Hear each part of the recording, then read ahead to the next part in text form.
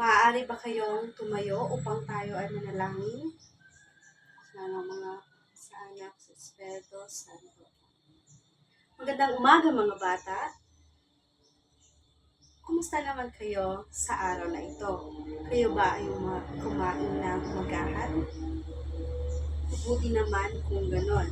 Dapat talaga kayong kumain ng umagahan upang maging malakas at mabilis kayong matuto sa ating diskusyon. Handa na ba kayo sa ating bagong topikong tatalakayin ngayong araw? Mabuti naman kung ganon. Ngunit bago tayo umupo, ay magkaroon muna tayo ng ehersisyo. Sino bang gusto ditong mag-ehersisyo? Mabuti naman, gayahin niyo lang ako. 1, 2, 3, 4, 5, 6, 7, 8, 9, 10, 11, 12. Wow, mabuti naman mga bata. Ngunit bago kayo umupo, ay pulutin niyo muna yung mga basurang nakakalat sa sahig at pakiayos na rin ang inyong mga upuan. Pagbibilang ako ng 5 bilang. 1, 2, 3, 4, at 5. Ngayon, sa puntong ito ay magtatala na ako ng liban. Sino ba ang lumiban ngayong araw? Wala. Mabuti naman kung walang lumiban ngayong araw. Palakpakan naman natin ang ating mga sarili. Ngayon, bago natin simulan ang ating talakayan, ay basahin muna natin ang mga alituntunin sa ating paaralan. Una, sumunod sa panuto ng guro. Pangalawa ay pumasok sa 3 oras. At pangatlo ay makinig sa guro habang nagsasalita. Ito ay mahalaga na makinig tayo sa ating guro upang madali nating maintindihan kung ano ang tinatalakay ng ating guro. Sumasang-ayon ba kayo dito? Mabuti naman kung gano'n. Ngayon ay meron naman akong ilang katanungan. Ano-ano ba ang ating mga kinakailangan sa araw-araw? Tama, pagkain, bahay, ano pa? Edukasyon. Ano naman ang ating mga gusto? Kotse. Tama, gadget. Base sa aking mga katanungan, meron ba kayong ideya kung ano ang tatalakayin natin ngayong araw? Tama.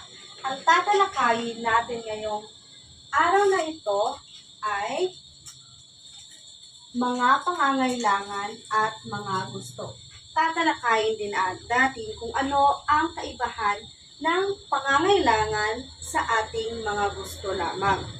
Ngunit bago natin simulan ang ating talakayan, ay basahin muna natin ang layunin.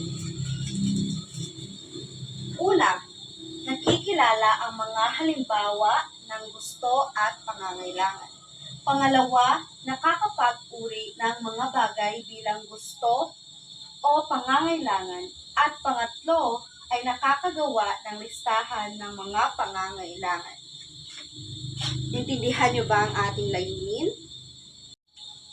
Meron ba kayong ideya kung ano ang pangangailangan at ano ang mga gusto lamang natin? Kung wala, ay meron ako ditong mga halimbawa.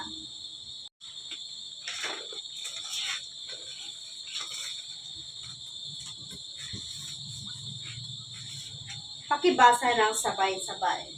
Mga pangangailangan. Mga bagay na kailangan mo para mabuhay o umunlad.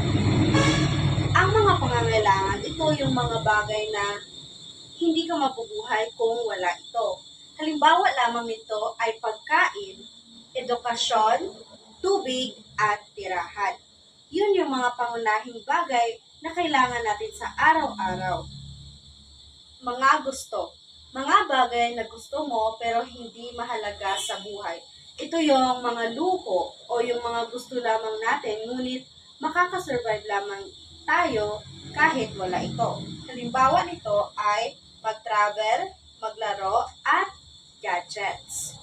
Sumasang-ayon ba kayo na ang gadgets ay nabibilang sa mga gusto lamang natin?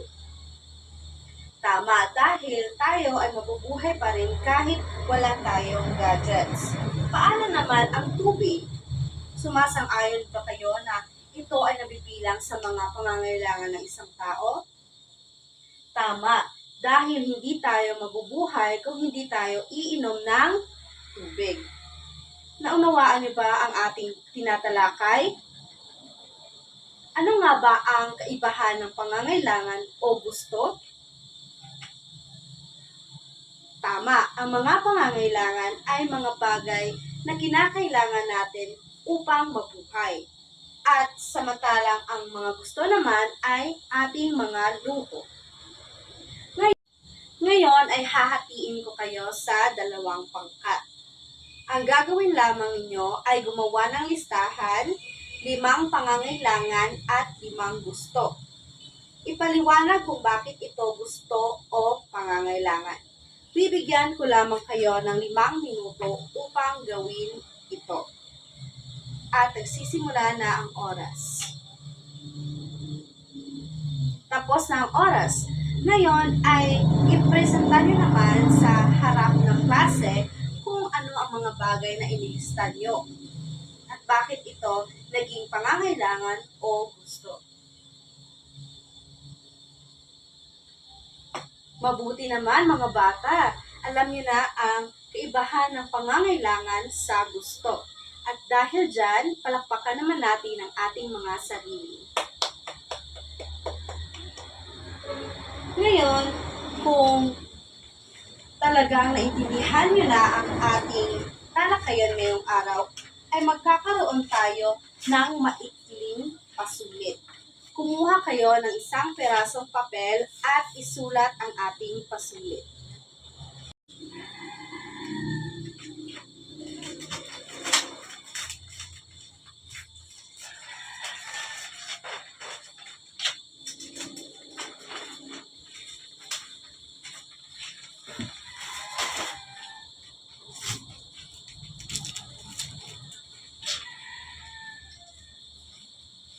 Bibigyan ko lamang kayo ng 5 minuto. Maaari na kayong magsimula. Ngayon ay ipasa nyo na ang inyong mga papel dito sa harapan. Bibilang ako ng 5. 1, 2, 3, 4, at 5. Kumusta naman ang ating pasulit? Mabuti naman kung ganon. At dahil nasagutan niyo naman ang ating pasulit, batid ko'y talagang naintindihan niyo talaga ang ating tinalakay ngayong araw. Ngayon, bago tayo umuwi, ay pakikopya muna ng inyong mga takdang aralin. Ang iyong takdang aralin ay ilista sa inyong kwaderno ang mga bagay na iyong kailangan o ang mga pangangailangan niyo sa araw-araw. Ngayon, kung wala na kayong mga katanungan, ay maaari na kayong umuwi. Paalam na mga bata!